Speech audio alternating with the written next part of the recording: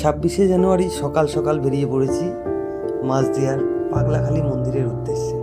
আমার সাথে আমার বউ আর আমার ছেলে আরুষ আছে। নৌকায় আরও অনেক ভিড়, অনেক লোকজন আছে। মাঝি দাদু তো প্রথমে নৌকায় উঠতেই দিচ্ছিল না, তারপর আমার দাদা আছে, দাদা বলাতে আমাদের নৌকায় জায়গা করে দিল একটু, কারণ হেঁটে গেলে অনেকটা রাস্তা ওই বিলের পাশ দিয়ে। আর এখন নৌকাতেই আছি, প্রচণ্ড রোদ্দুর, ঠান্ডাতেও গরম লাগছিল। আর ওই যে আমার পিছনে কোমরে হাত দিয়ে দাঁড়িয়ে আছে, ওটাই আমার দাদা, ওই যে সাদা গেঞ্জি পরা দাদা, মানে আমার মালিক আর কি, যার কাছে আমি কাজ করি। এই বিলের বন্ধুদের, আমি এই বিলের নামটা বললাম না তোমাদের, তোমরা যদি কেউ জানো এই বিলটার নাম কি কমেন্টে অবশ্যই বলবে।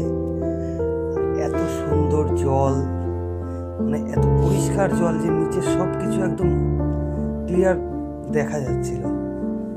আর ওই যে নদীর ওই পারে এত সুন্দর একটা বট গাছ, গরমকালে ওখানে বসলে বিকেলবেলা এত সুন্দর মনোরম পরিবেশ, মানে জাস্ট ওয়াও। তারপর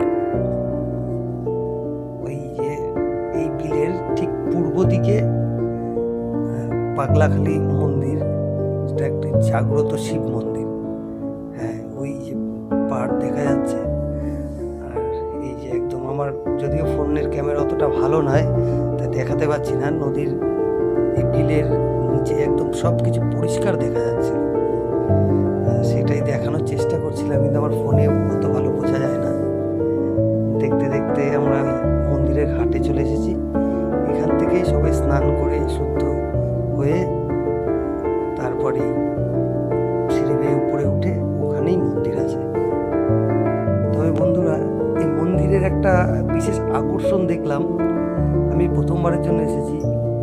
যে সামনে অনেক মানুষকে দেখলাম বসে ওখানে প্রসাদ খাওয়াচ্ছে, এখানেই রান্না করে। অনেক দূর থেকে মানুষ এখানে আসে, এখানে এসে যাদের মানসিক আছে এখানে তারা রান্না করে এখানে সবাইকে খাওয়ায়, নিজেরাও মাটিতে বসে খায়। একদম সাধারণ জীবনযাপন করে, যত পয়সাওয়ালা মানুষই হোক না কেন, যত ধনী ব্যক্তি হোক না কেন, এখানে সবাই সমান। এখানে ঠাকুরের পুজোর জন্য ডালা বিক্রি হয়। আর এখানের যে বিশেষ আকর্ষণ সেটা হলো ওই যে অশক্ত গাছটা দেখা যাচ্ছে, আমি দেখাচ্ছি তোমাদের। এখানে সব পুজোর জন্য ডালা বিক্রি হচ্ছে, ফুলের মালা বিক্রি হচ্ছে। আর ওই যে অশক্ত গাছ, এই গাছটাকে ঘিরেই পুজো হয়।